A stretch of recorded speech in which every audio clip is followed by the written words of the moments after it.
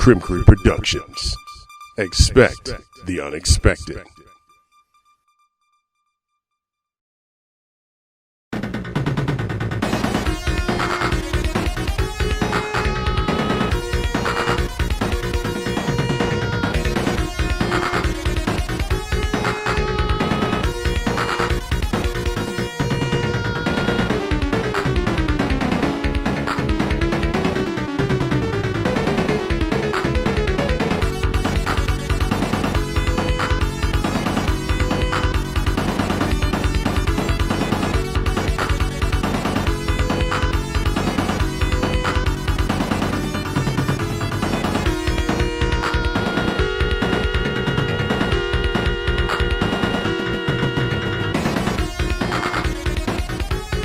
What's good, everybody? This is Antoine Criminal Mosley, and welcome back to a brand new episode of the Krim Show podcast right here on iTunes, my Krim Productions fan page on Facebook, on YouTube.com, on various apps, on phones and tablets alike.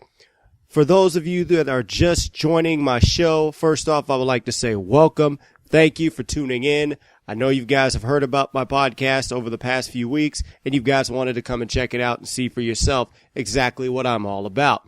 And you know, normally on podcasts, we usually start off with having a lot of fun. We try to get everybody into the swing of things. But what has been transpiring over the past weekend has had the entire world at a standstill. And of course, I'm talking about the violent attacks that have happened overseas, over in Paris, the earthquakes that have been happening around overseas as well, and of course more deaths, the total number of deaths that have been occurring on the other side of the world has been completely insane. And I, for one, do not like where this is going at all. And everybody's been telling me, oh, what's going to happen? They're asking me, saying, hey, Antoine, what do you think that's going to happen with what's the end result going to be? You know, what is everybody going to do? You know, I understand everybody's praying for Paris, and as well as we should be.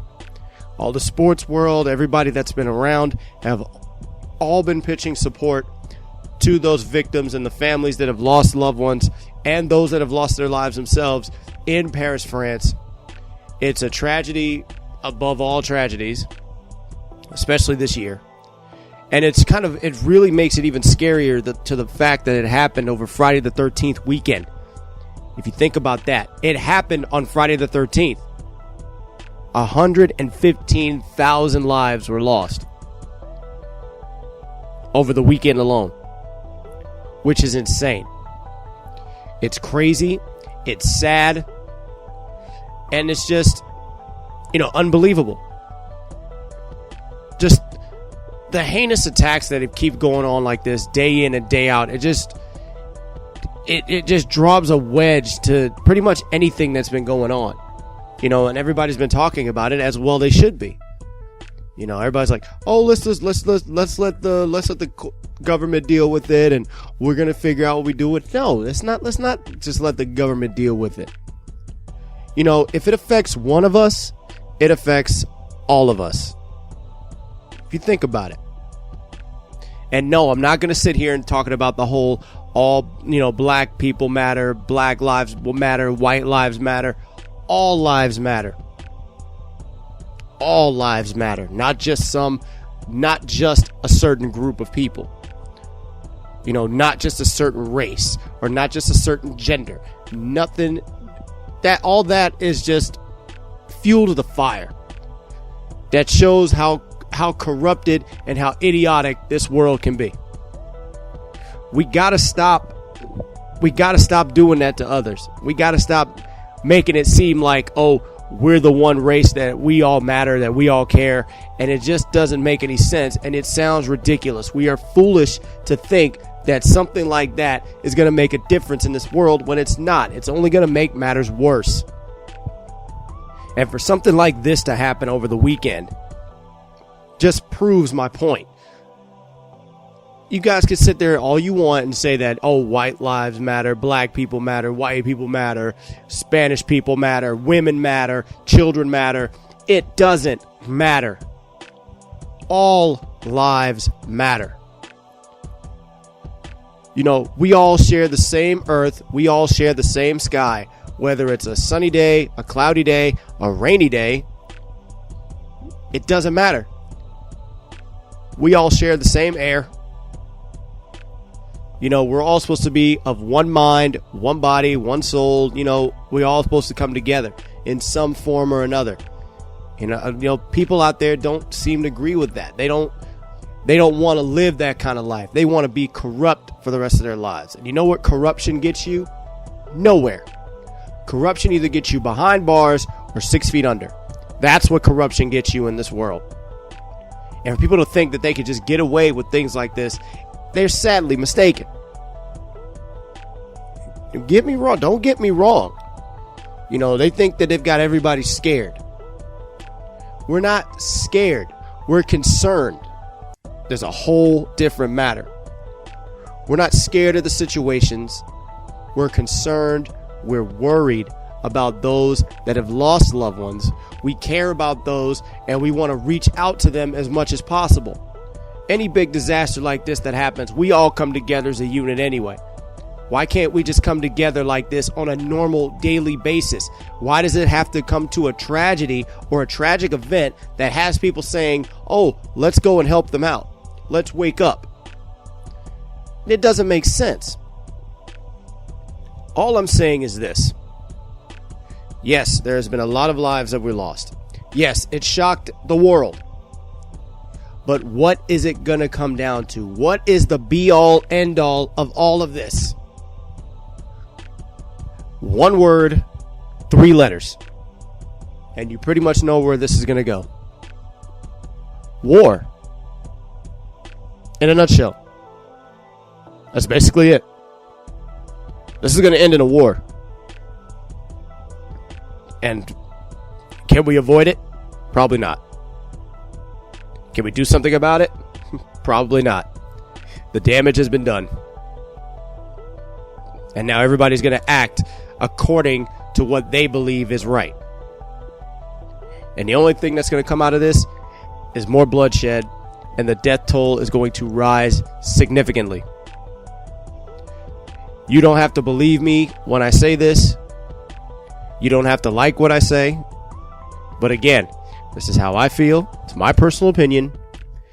And that way, with me doing my show, I can actually put things out there like this, and everybody can actually understand where I'm coming from and what I see or what I feel.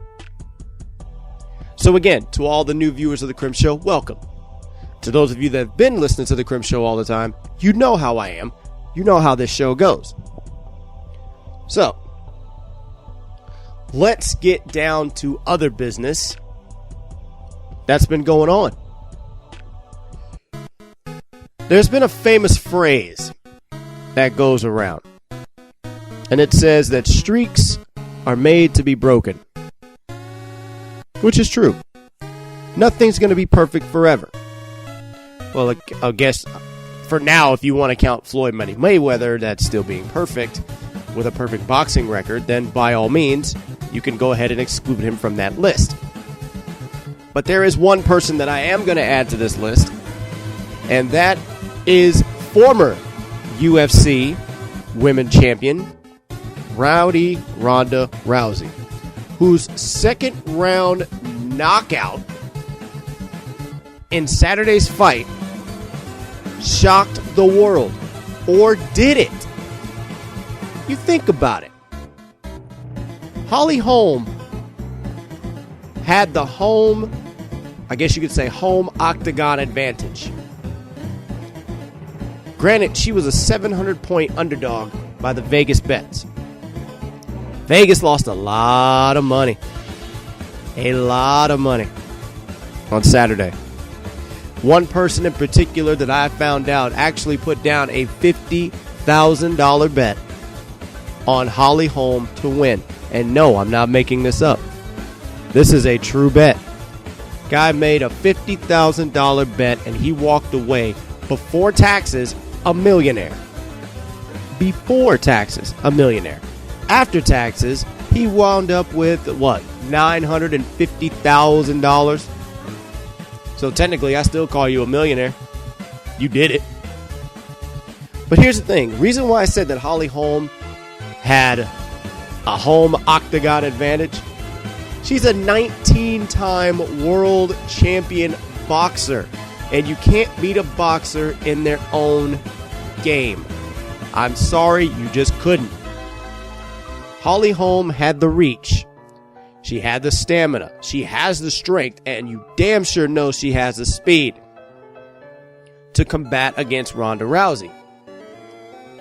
Now, Ronda Rousey was arguably one of the greatest MMA women fighters of all time. I'm not putting that against her at all. So what if she lost her first fight? But the kick heard round the world will never, ever be forgotten. Especially for her. That kick was nasty. Now, the fight's over. We have a new champion. It's time to move on, right? Wrong. A lot of people, including myself, were saying the exact same thing after the fight was over. Ronda Rousey lost. Who's the first person that's going to say something about her losing? The person she's been having, on and off battle with. Floyd Money Mayweather. But in a surprising turn of events, get this, Floyd is actually defending Ronda Rousey. He's actually defending her. And I think that's a good gesture. But is it the right gesture? That's what I'm trying to figure out. Is it the right move for Floyd Mayweather to defend Ronda Rousey after her loss? But I tell you who's not defending Ronda Rousey after her loss. All you guys out there that decided to put memes up that damn quick. You guys are haters. Y'all put memes up so damn fast. And I know the main purpose of the memes is so you can be funny. And it could be hilarious. But you gotta understand, you think that your friends are the ones that are looking at these memes? No, everybody's looking at these memes. Everybody that's on different websites, sports analysts, they're seeing all this stuff too. They're going to make fun of it. You know they are. They're all going to have something funny to say about these. But what you don't realize is that when that person that you're making the memes for actually sees them, they're not going to take that lightly. They're not going to think it's funny. And you best believe there's going to be some reactions to all these too. From Rousey herself. As soon as she gets her composure back. Trust me on this. Now, I will say this. Ronda Rousey will be back. Will she get a rematch for the title? More than likely. Will Holly Holm grant her that rematch? Of course. You want to be a fighting champion. You give everybody a shot, whether they win or lose. You give everybody a shot. So I say, let's let Ronda get some time off. Let her take a break for a little bit. Let Holly Holm do what she wants to do. Let's see how she runs with the belt. And I guarantee you this. Ronda Rousey gets another shot at Holly Holm. The end result's going to be different. It's going to be different. She'll come back and she'll get that title. Which is easier said than done for one other fighter. I'm pretty sure that's really wants to get back on the good graces of everybody, and that's Johnny Bones Jones, who was reinstated back in the UFC, and we don't know if he's going to be running for the title really quick, but I know for a fact that he's got to get himself back up. He's got to get back into the good graces of everybody. That's all I'm saying. You do something real ridiculous to get yourself suspended, and then you get stripped of your title, and now you want to come back, and you want to get that title again, and make it your own. Well, you got a big ladder to climb, buddy. That's all I can tell you. Huge ladder to climb. Now, I will say this. See, I'm going from UFC. I'm going to go to boxing now because Manny Pacquiao said that next year he's going to have his final fight. April 4th or 6th, I believe. One of those 2 days. It's going to be his final fight, and he's going to retire. Well, he's a politician from the Philippines, so he's got to run the office. You know what I mean? So why not? Let him have one more fight. But the question is, who do you guys think is going to fight Pacquiao? Who's going to give him his last fight? Is it going to be a big name? Is it going to be a small name? Is it going to be a guy just coming out of nowhere? Or is it going to be like a Zab Judah type of guy? Is it going to be like Canelo Alvarez type of guy? Or will we see a Floyd Mayweather-Pacquiao rematch? I doubt it. I really doubt that's going to happen. Floyd's already in enough he's in enough hot water as it is right now. And if you don't understand what I'm talking about, when Oscar De La Hoya, when he dropped that little nugget on Mayweather, which was hilarious, I thought. He told Floyd Mayweather, he said about Floyd Mayweather, and I quote, "The boxing world will be a lot better without you in it." That's kind of a harsh thing to say, but at the same time, I understand where De La Hoya is coming from. Whenever you think of boxing, the first boxer that comes to mind is Floyd Mayweather, obviously. That's the first word, and it's going to come out of everybody's mouth. Whenever you hear boxing, you're going to hear Floyd Mayweather somewhere down the line, either in the same sentence or the sentence that's coming up afterwards. Is the boxing world going to be better without both Mayweather and Pacquiao? My honest opinion, the answer is yes. Why? Before you guys start throwing hate mail at me, I'm going to explain why. With Mayweather and Pacquiao both going to be gone. I mean, Mayweather, we don't know when he's going to retire. He hasn't officially said it yet. But with both of these guys gone, that opens the door wide open for other boxers to go out there and do what they want to do. Guys that have been rising to the occasion and wanting to grab those championships. It gives boxing a new leash on life. We go to a new era. Basically, Mayweather and Pacquiao is going to be the end of an era. In a nutshell, if you think about it. 99% of people will say the same thing. Mayweather-Pacquiao leaving boxing for good is the end of an era. And a new era is going to begin.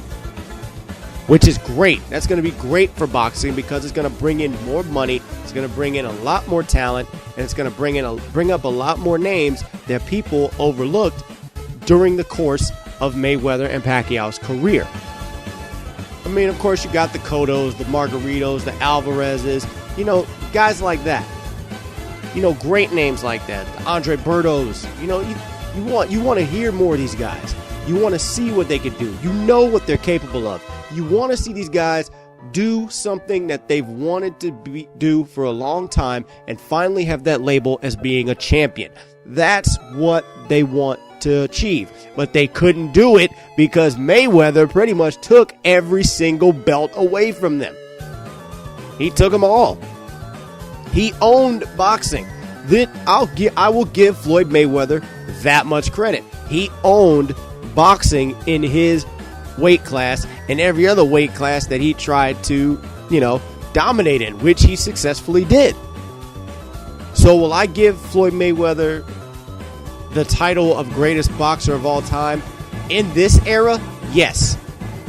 In this era, yes.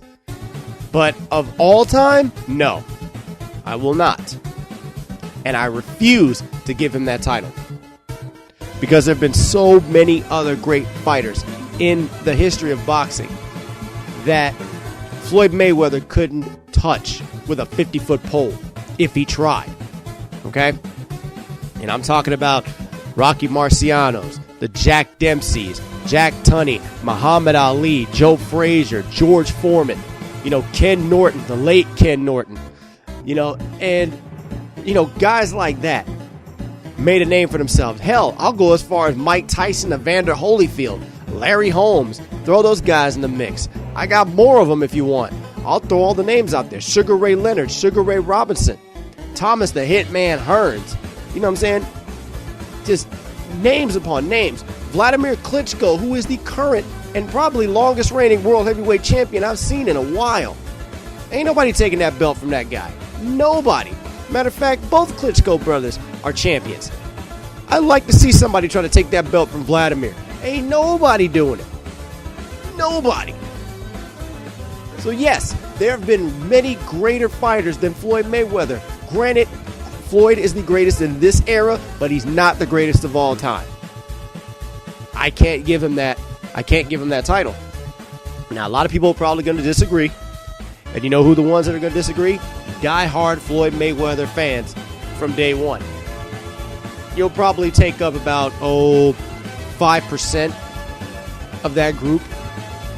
You know, that 5% of people that say that Floyd Mayweather is the greatest fighter of all time. Just because he's undefeated doesn't mean he's the greatest. I say this again, so you can understand. Just because he's undefeated does not make him the greatest. Okay? Wasn't there another fighter that finished his record undefeated? What was it, 63-0? Is that Jack Dempsey? I think that was Jack Dempsey. I really believe so.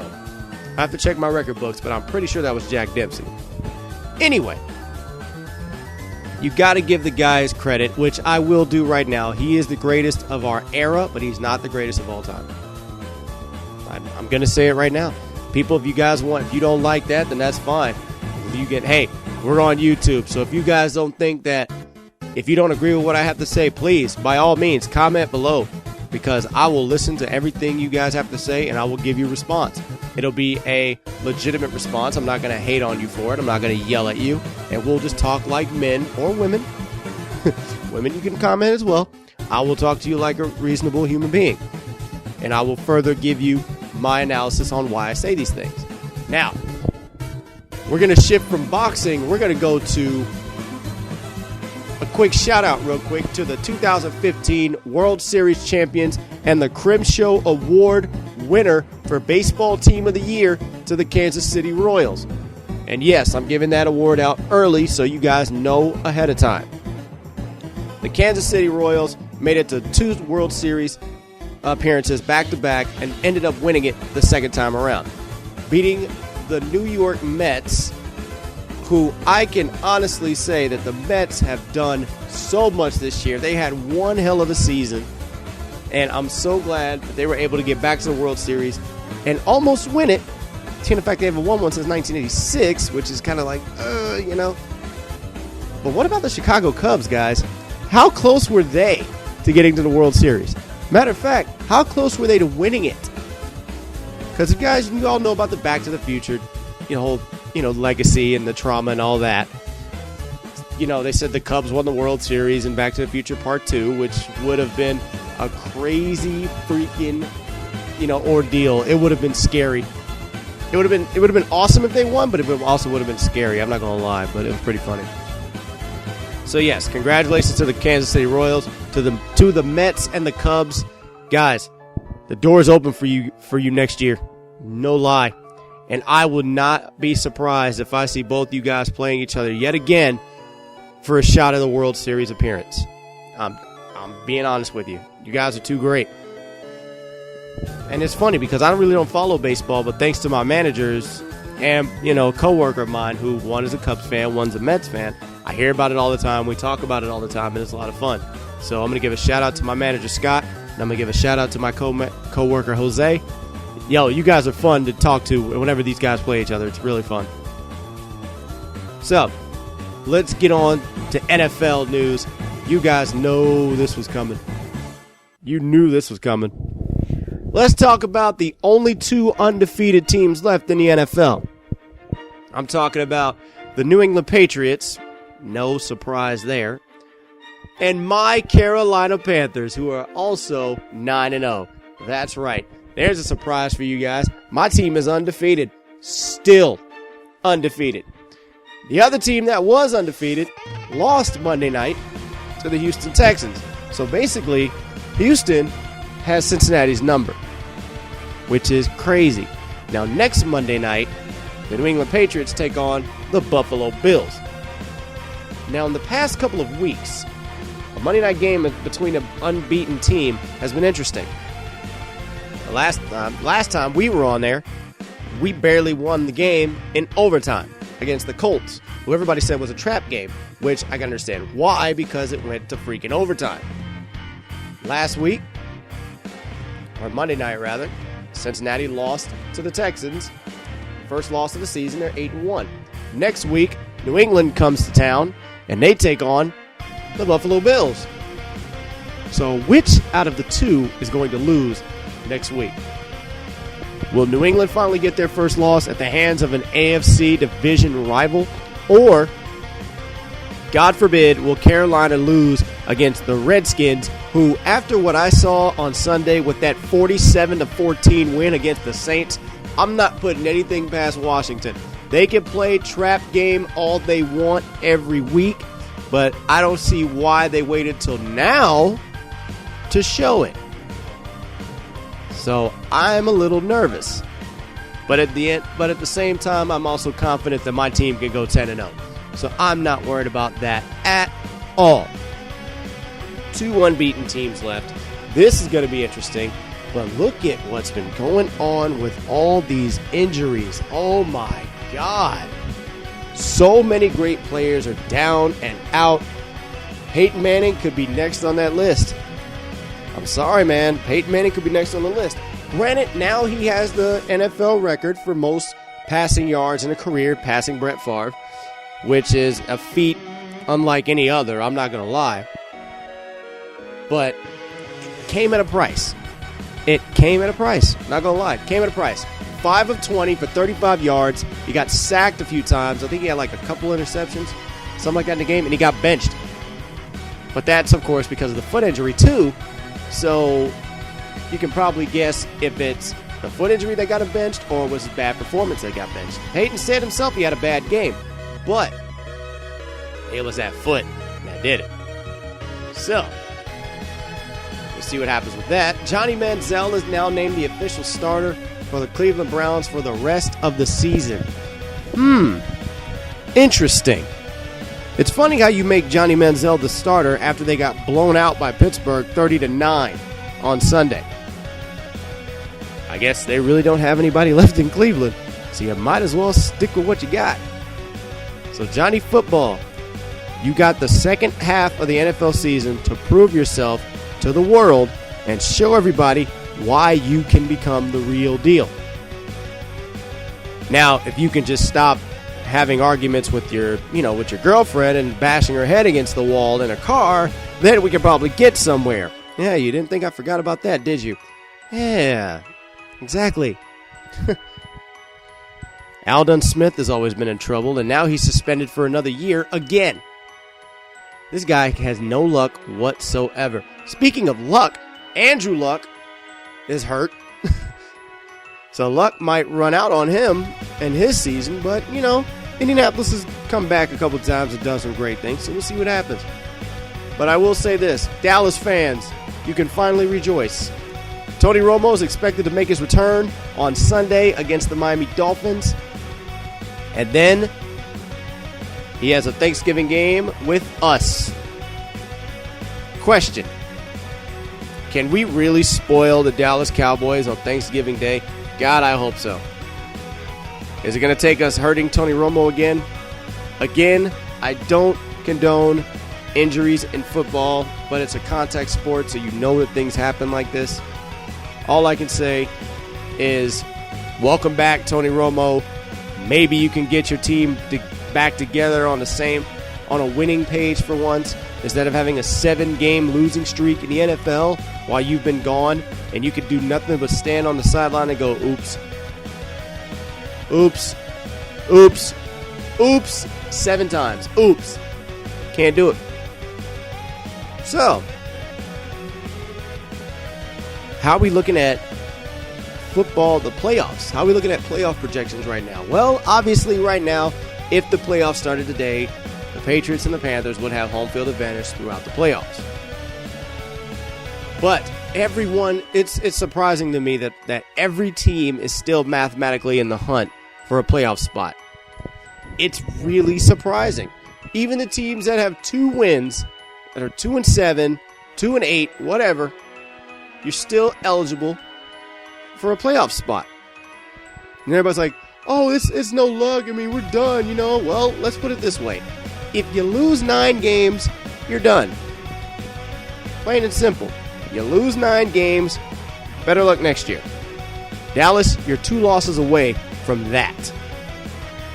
So Tony Romo's return on Sunday is a must-win situation for the Dallas Cowboys, because if it's not a successful win, you're going to be in a lot of trouble.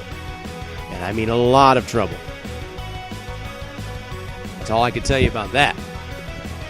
But I will say that the NFL is definitely shaping up to be an interesting one, especially with the second half coming up. The second half of the season is going to be so freaking interesting that everybody's going to be talking about it. You just think of the standings that are going on in the NFL right now. Standings alone are good.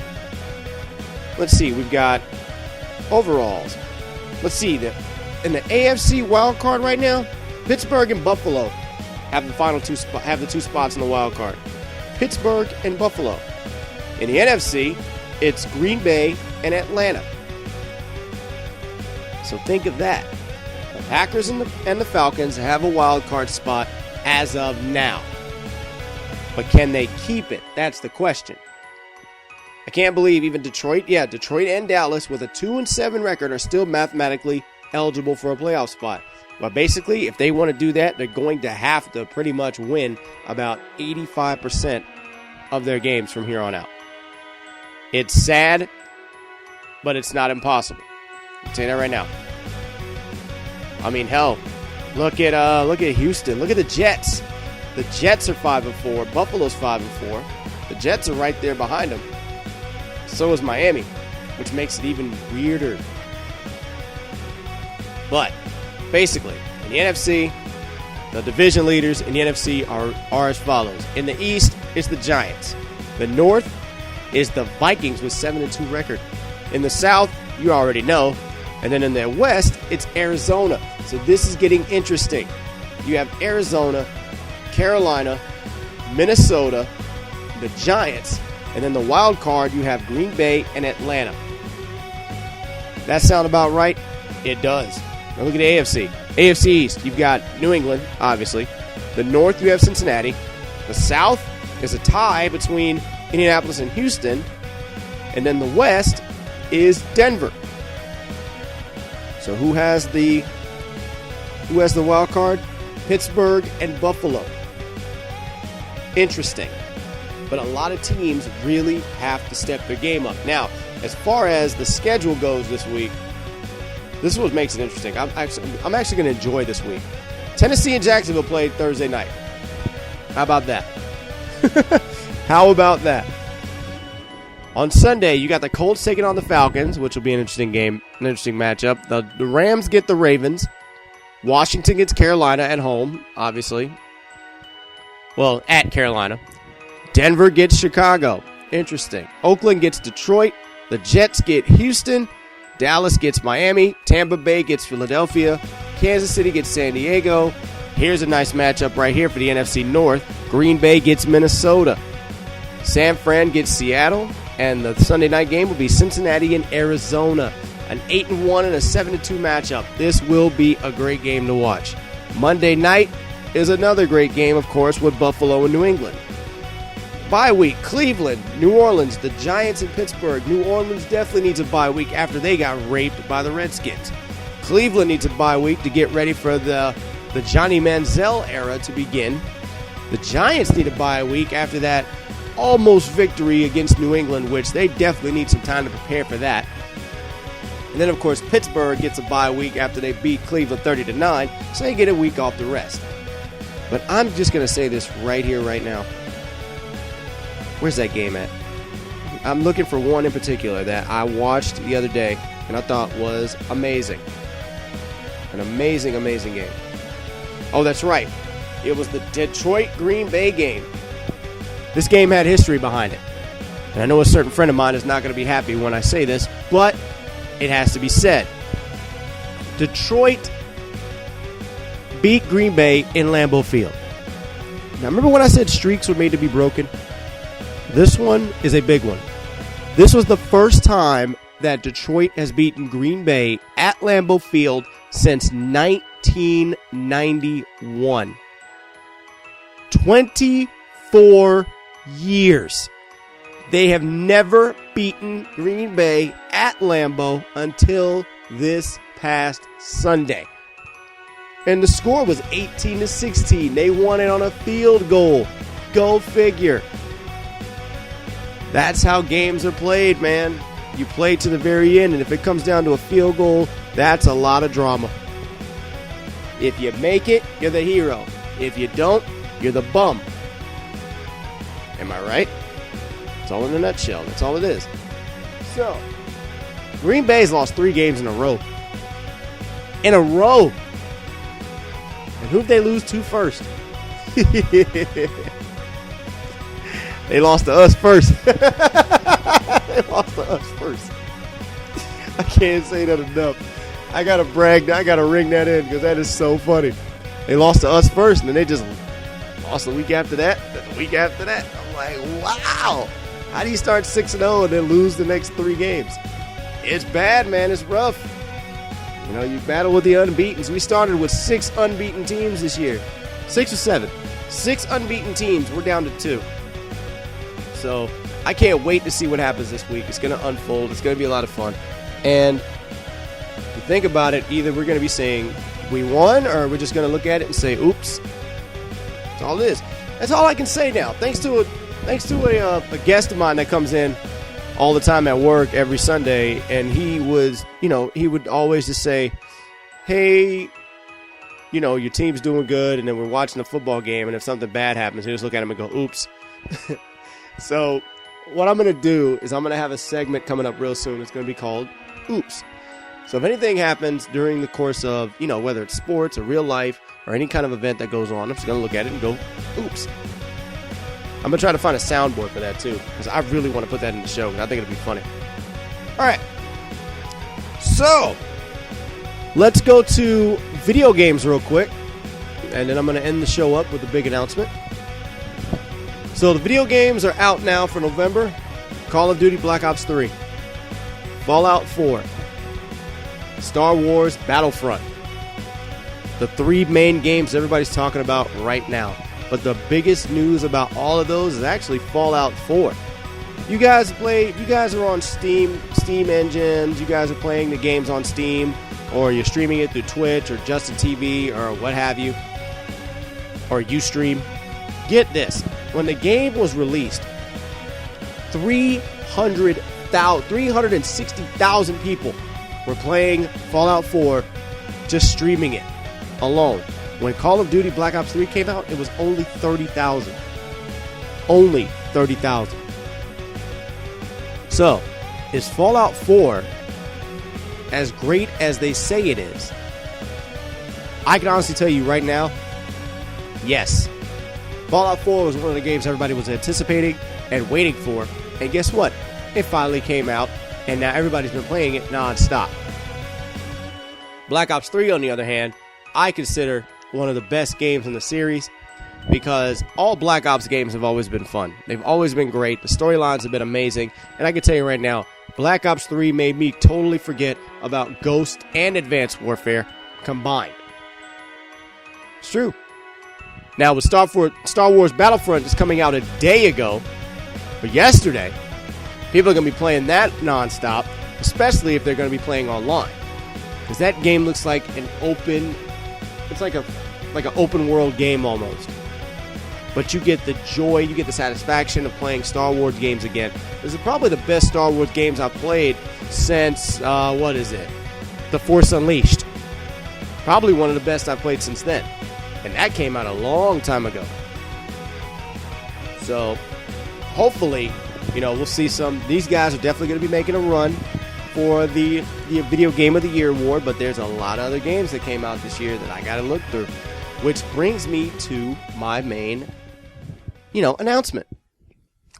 So, as of December 1st, all nominees for the Krim Award categories this year will be official. Locked in.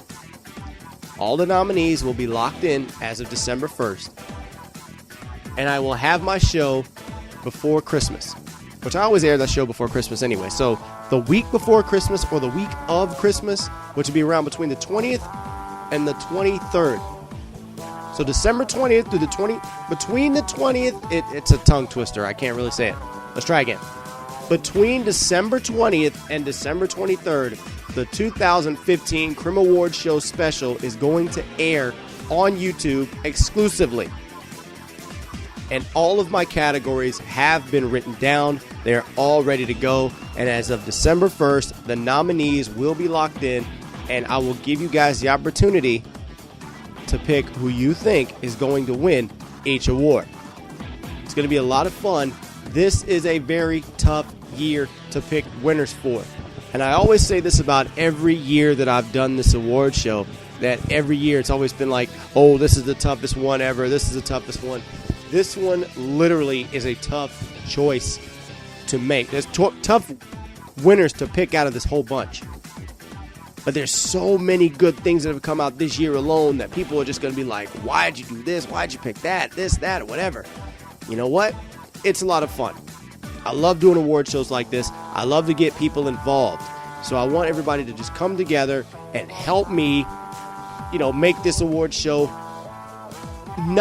it's not an unbiased award show. Basically, that's what I want it to become. An unbiased award show.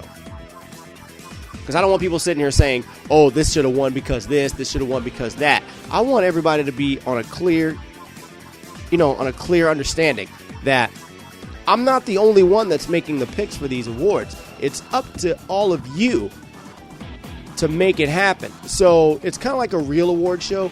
If you don't put your vote in, it's not going to count. So during the course of the month of December, I'm going to issue categories each week on my fan page.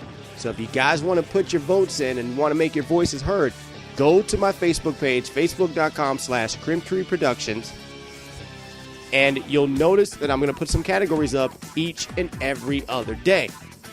As I'm doing that, I'm going to look very carefully at what you decide the winner should be. And I will tally them up, and the winners will be announced on the award show right before Christmas, and it's going to be a lot of fun. I can't wait to get this started. This is a very, very difficult award show that I'm going to put together, and you better believe it's going to be a lot of fun. So, having said that, I wish every nominee the best of luck because you are all going to need them. And I have a Lifetime Achievement Award that has already been locked in, and I'm definitely hoping that the person I'm giving this to watches the show. And if they don't, that is fine because I can always copy that one segment and I can send it to them myself personally. So if they watch the show, I want them to watch it and enjoy what I have to say about that person. If they don't watch it, I'll just send it to them, email, YouTube, Google+, whatever. I'll be able to hand it out. So, I hope that this works out perfectly. I mean, it should. It's an award show, so it should work out, right? Of course. But, as I say that, I'm going to go ahead and get out of here, guys. I'm already at the 42-minute mark. As far as talking goes, I'm already at the 42-minute, about to hit 43. It's a good show. I like podcasts like this. It's a lot of fun, but I want to make sure that my voice gets heard, and that's the way I do things here. So to all the newcomers out here, I hope you guys have enjoyed the episode of the Krim Show. I hope you come back next week for another brand new show. To those that know me already, you already know where I'm going to be at. So you can always hit me up whenever you want, and I'll be right there to talk to you guys about anything that comes to mind.